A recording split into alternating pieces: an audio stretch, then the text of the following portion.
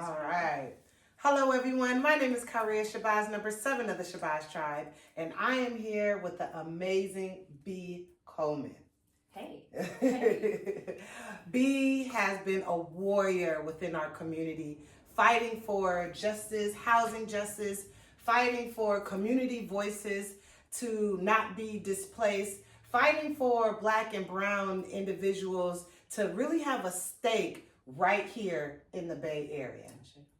All right, B, I'm so happy you're excited, and I've always been curious about you and your life as a whole because you have so many different layers to you. So just to start off, what is the foundation of your life's work? Yeah, I'm super excited to be here, Karia. Thank you for this opportunity, and I'm excited for your journey, our journey together. This question I appreciate. As far as foundation, I feel larger than just my life's work. Like my personal values, my foundation there is love. Love, resistance, liberation, specifically Black liberation, and community, and how all those things affect each other, need each other, relate to each other, interdependence. But my view and take is really that love is the foundation of everything. Love is the core of revolution.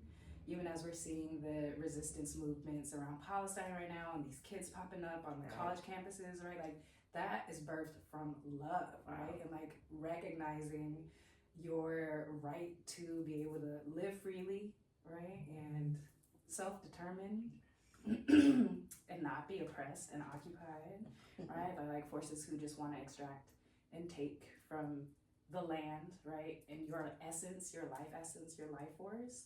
So it all comes back to love for me. And even thinking about that, right? Like I think of love as an energy, right? So this is more than like romance or family and like, our feelings and emotions, which is hella real, right? And we even think about like Bell Hooks and how she defines love, right? And love is a verb, love is an action. And love as an energy, for me, means that it manifests in so many different ways. And even like I call it the inverse or the derivative of love. It's not hate, it's fear, right? And like, even thinking about folks who are occupying or folks who are oppressing, they have a very fucked up relationship with love.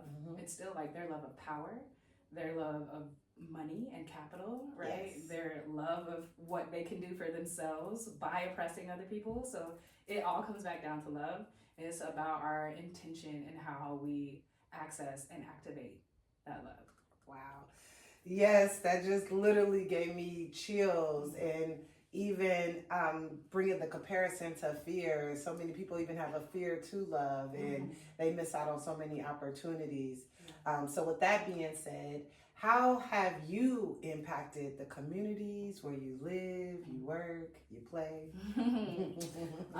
So I be out here, I'm kind of all over the place. I've just been in the Bay for the last 2.5 years. Okay. So like I will start there, but you know, like you said, there's a lot of layers. It's been a long journey.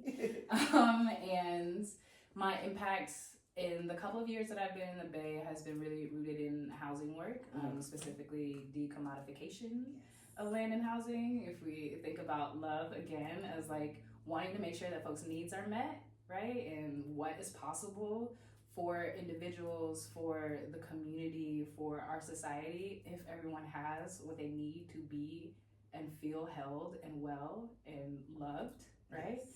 That then we have the space and capacity to work together, to lift ourselves. And if I'm thinking about my time in Oakland specifically, I came at the end of 2021 to be part of a grant project that you and I were working on together called Better Neighborhoods, Same Neighbors. And I try not to think and speak of myself specifically through how I work or what I do to make money.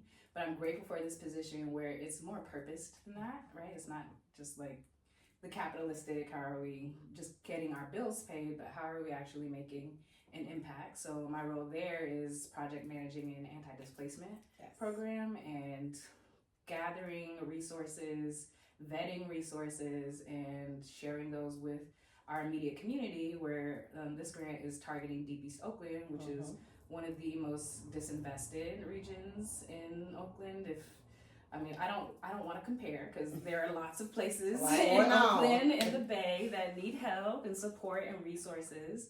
And in the Deep specifically, our work is to bring resources around anti-displacement. So really trying to root people and make sure that they know where to go for support, as well as what the policies and resources are, that if they're facing like foreclosure, if they're facing eviction, if they're facing slumlords who won't do their repairs so they can passively evict them and then raise the rent, right? It's about being able, first of all, just to meet people where they're at and make sure they have access, even the knowledge, the education to like know their rights and know the protections, even if they are facing an eviction, like don't kick yourself out, you know, right? You got to know how the processes work. So seeing the education is like a really important aspect of making sure that folks can be stable and resilient, as well as doing outreach. So just canvassing and tabling, just making sure we're getting information to folks, and also helping them organize, right? So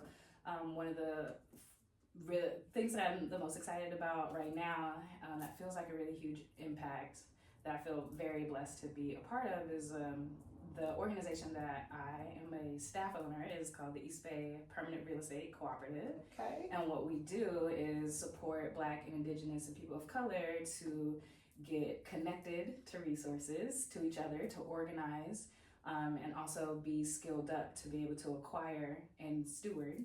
Try not to say own, right? Because like, how the fuck do you own land?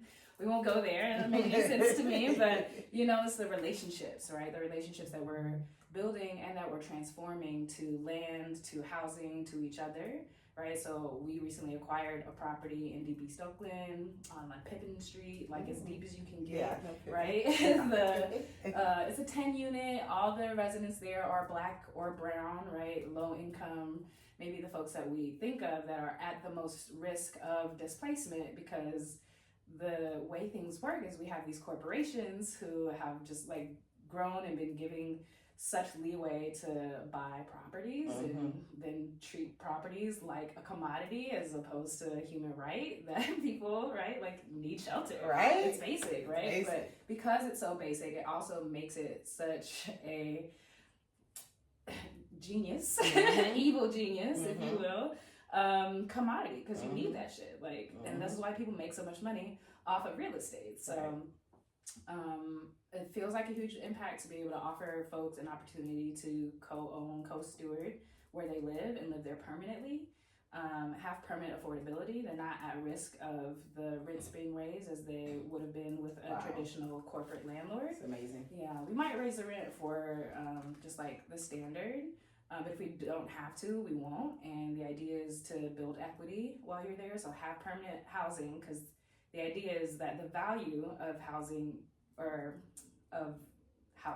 okay? So the value of housing is having housing, right? As opposed to like having this asset that at some point you can make some money off of. Yeah. Which is like really trying to, again, change our relationship to how we're thinking about assets and wealth building, but still creating new systems and new models to build community wealth.